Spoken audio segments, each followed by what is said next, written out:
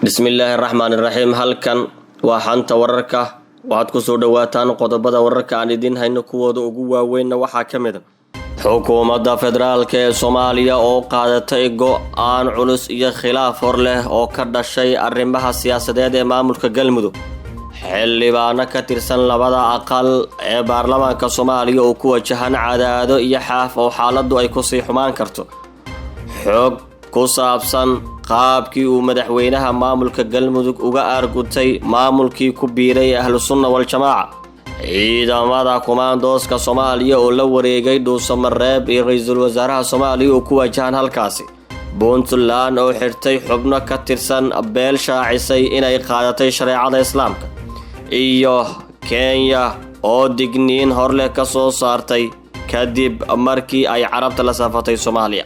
intii aad daawateen saaxiibayaal waxay ahaayeen qodobada wararka aan idin hayno kuwooda ugu waaweyn markana waxaad ku soo dhawaataan warkii oo fidsan. madaxweynaha maamulka Galmudug Axmed Ducaale Geelle Xaaf ayaa ku dhawaaqay go'aan xasaasi ah oo lama filaan ah oo ku soo afjarayo xiisadii iyo loolankii siyaasadeed ee maamulka Galmudug.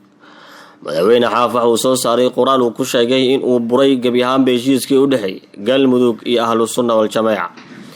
isla markaana la qabanayo doorashada madaxweynaha maamulka Galmudug xilliga dowladda ay jeceshahay. waxa uu sidoo kale sheegay in uu dhamaaday khilaafkii kala dhaxeeyay dowladda federaalka ee Soomaaliya maamulka Galmudug. madaxweynaha maamulkaasi ayaa dhinaca kale sheegay in doorashada Galmudug ay ka dhici doonto magaalada Cadaado isla markaana ay si wada jir ah u qaban doonaan dowladda dhexe ee Soomaaliya iyo maamulka Galmudug.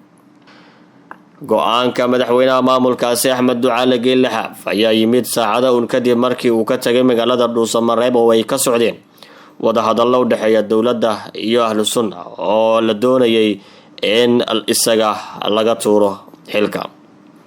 dad ku dhow madaxweyne Xaaf ayaa sheegay in go'aankan uu qaatay isaga oo ku xumeynaya Ahlus Sunna wal Jamaaca isla markaana hadda joojiyay meel aysan ku lahayn awood ay kula gorgortamaan dowladda Soomaaliya. Xaaf ayaana dareemaya in Ahlus Sunna dhabarka ay ka toogatay ha yeeshee isaga uu ka arsaday.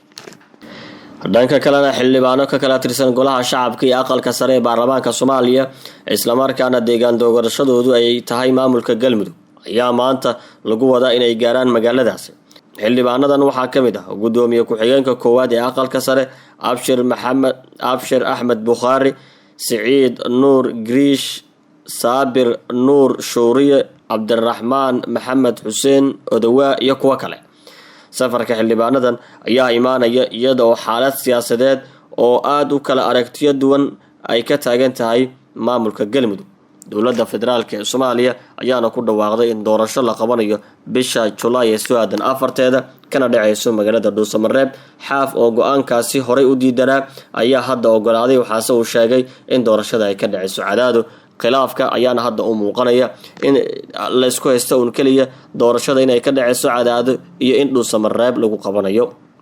Ahlus Sunna oo iyana war soo saartay go'aanka dowladda ayaa waxa ay sheegtay inay soo dhaweynayso in doorashada ay ka dhacdo Dhuusamareeb oo ah xarunta maamulka Galmudug.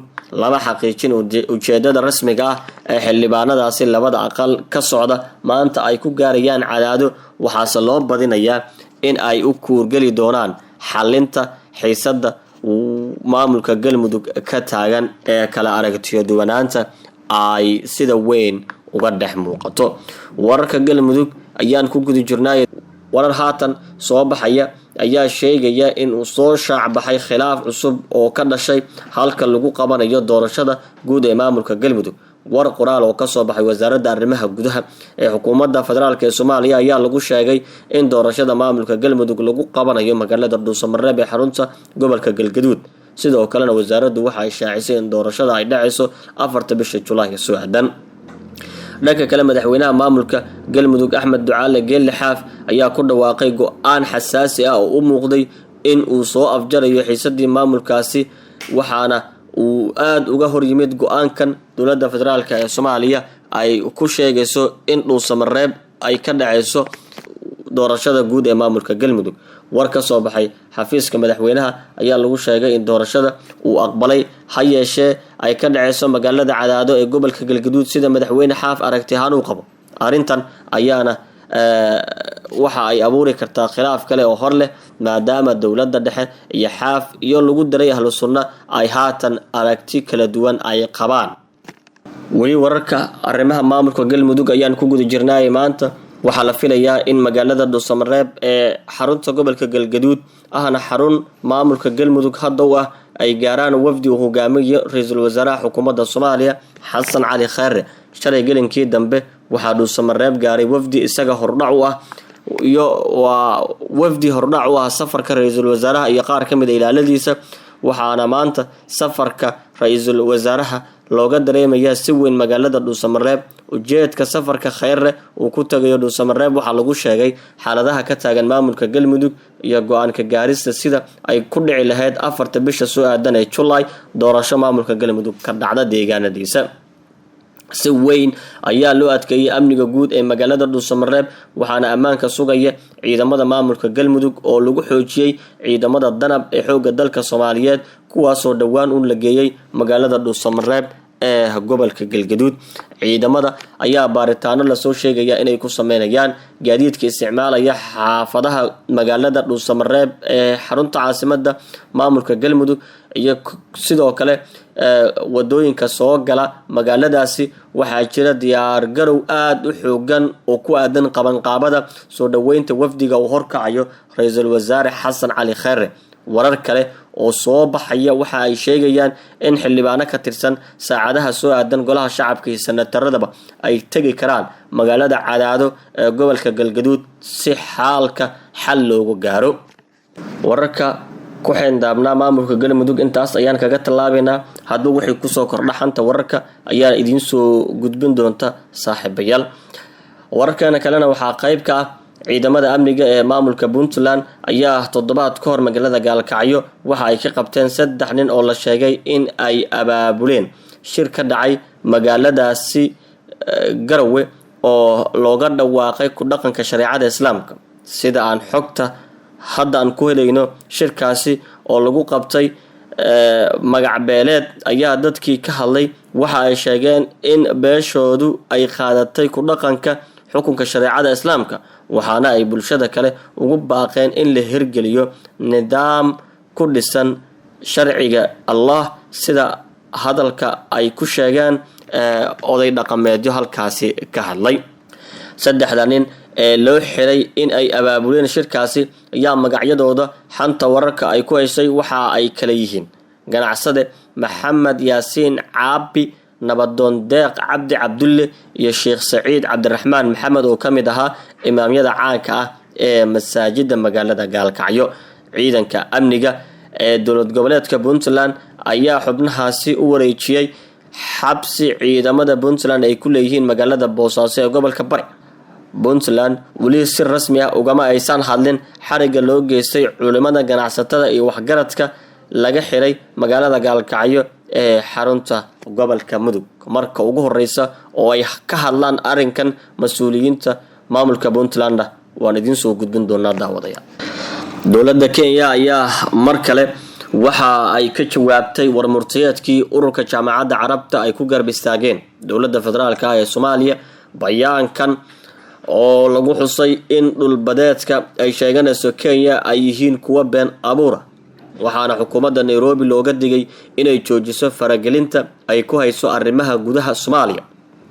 afhayeenka dowladda uu hogaaminayo Uhuru Kenyatta ayaa ku sifeeyay warbixinta ka soo baxday ururka jaamacadda Carabta oo ay wasaaradda arrimaha dibadda Soomaaliya faafisay waxba kaba jiraan sida ay baahisay saxaafadda maxalliga ah ee wadankaasi Kenya.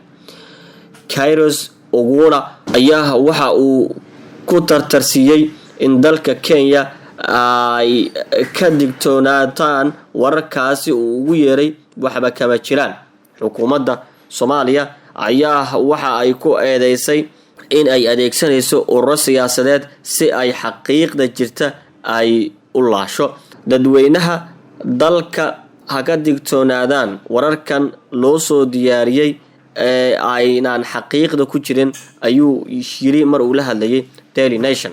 isaga oo sii wata hadalkiisa ayuu booriyay saxaafadda dalkiisa in aysan baahin wararka aan saliira toona lahayn uu ku tilmaamayo ninkan.